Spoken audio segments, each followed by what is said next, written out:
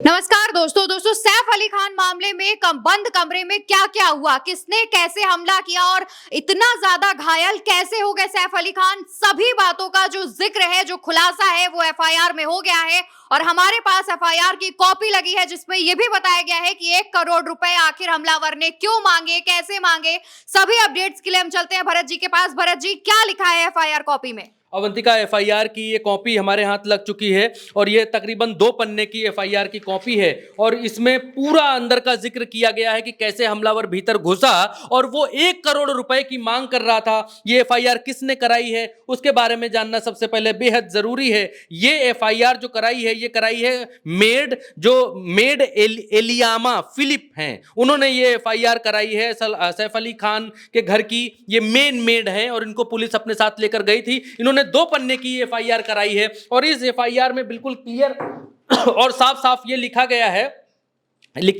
है इसमें एलियामा फिलिप कहती हैं, मैं उनकी एफआईआर को कोट करके पढ़ता हूं आपके सामने, कि मैं पिछले 4 वर्षों से अभिनेता सैफ अली खान के घर पर स्टाफ नर्स के रूप में काम कर रही हूं। सैफ अली खान का परिवार 11वीं मंजिल और 12वीं मंजिल पर रहता है। 11वीं मंजिल पर 3 कमरे हैं और उसमें से एक में सैफ सर और करीना मैडम रहते हैं, दूसरे कमरे में तैमूर रहते हैं। इसके अलावा तैमूर के कमरे में गीता एक नर्स है जो तैमूर की देखभाल करती है। मैं जहांगीर की देखभाल करती हूं। एफआईआर में बिल्कुल क्लियर कट बोला है कि तैमूर की देखभाल वो नहीं करती हैं, जहांगीर की देखभाल करती हैं। गीता नाम की जो नर्स है वो तैमूर की देखभाल करती है। आगे मैं इस एफआईआर का पूरा मजमून आपको बताऊंगा, लेकिन उससे पहले एफआईआर पढ़ देता हूं, सुनिए। मैं रात के करीब 2 बजे आवाज के बाद जागी। मैं नींद से उठकर बैठ गई। तभी मैंने देखा कि कमरे में बाथरूम का दरवाजा खुला है और बाथरूम की लाइट जल रही है। फिर मैं ये सोचकर दोबारा सो गई कि करीना मैडम जय बाबा से मिलने आई होंगी, लेकिन फिर मुझे एहसास हुआ कि कुछ गड़बड़ है, इसलिए मैं फिर से उठकर बैठ गई। मैंने परछाई देखी, एक व्यक्ति की मैंने वहां पर परछाई देखी। इसके बाद वो बाथरूम से निकला और मेरी तरफ आया और चुप रहने के लिए कहा। इसके बाद वो बाथरूम से निकला और मेरी तरफ आया और चुप रहने के लिए कहा। उसने धमकी देते हुए कहा कि कोई आवाज नहीं करोगी, कोई बाहर नहीं जाएगा। मैं जेह को फिर उठाने गई तो वो मेरी तरफ दौड़ा। उसके हाथ में हेक्सा ब्लेड था। हेक्सा ब्लेड मतलब वो उस तरीके का चाकू जिसके 3-4 तरफ मतलब वो चाकू होता है, हेक्सा ब्लेड था। उसके बाएं हाथ में लकड़ी जैसा कुछ था। हाथापाई के दौरान उसने मुझ पर हेक्सा ब्लेड से वार करने की कोशिश की। जब मैंने अपना हाथ आगे बढ़ाया, वार से बचने की कोशिश की, तो मेरे दोनों हाथों की कलाई के पास और बाएं हाथ की मध्यम में ब्लेड से घाव हो गया। उस वक्त मैंने उससे पूछा कि तुम्हें क्या चाहिए, तुम क्यों हमला कर रहे हो? तो उसने कहा पैसा। मैंने पूछा कितना पैसा? उसने कहा, उसने अंग्रेजी में बोला 1 करोड़ रुपया।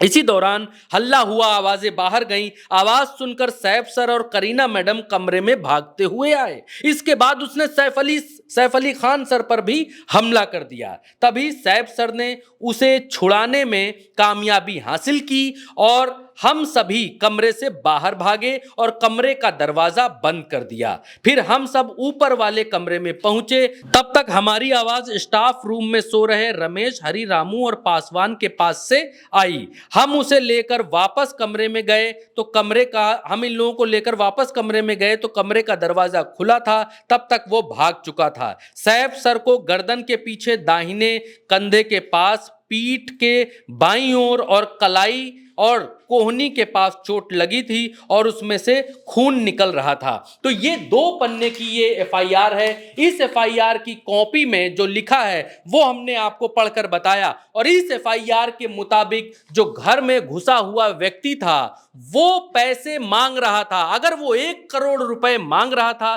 तो क्या वो चोर हो सकता है? चोर क्या रकम मांगता है? चोर क्या फिरौती मांगता है? घर में घुसकर चोरी करने वाला क्या फिरौती की डिमांड करता है कि हमको 1 करोड़ रुपए चाहिए? दाल में कुछ काला है। क्या ये व्यक्ति तैमूर को मारने आया था, तैमूर की हत्या के लिए आया था? क्या ये व्यक्ति सैफ अली खान को मारना चाहता था? वो हेक्सा ब्लेड क्यों लेकर आया था? किसे मारना चाहता था? मारना चाहता था तो फिर भागा क्यों? वो क्या चोरी के प्रयोजन से ही आया था? तमाम सारे सवाल उठ रहे हैं और सैफ अली खान के इतने सुरक्षा से घिरे हुए, सुरक्षा बंदोबस्त वाले घर के भीतर किस तरीके से चोर दाखिल होता है, वहां 1 घंटे इंतजार करता है, वो इस मौके को ताड़ता है कि सब सो जाएं, सो जाने के बाद वो हमला करेगा। क्योंकि इस एफआईआर में जिक्र है कि लाइटें बंद हो चुकी थी, जब लाइट दोबारा खुली मैंने किसी की परछाई देखी, उसके बाद जब मैं उठी। और ये तैमूर के कमरे में ही क्यों पहुंचा?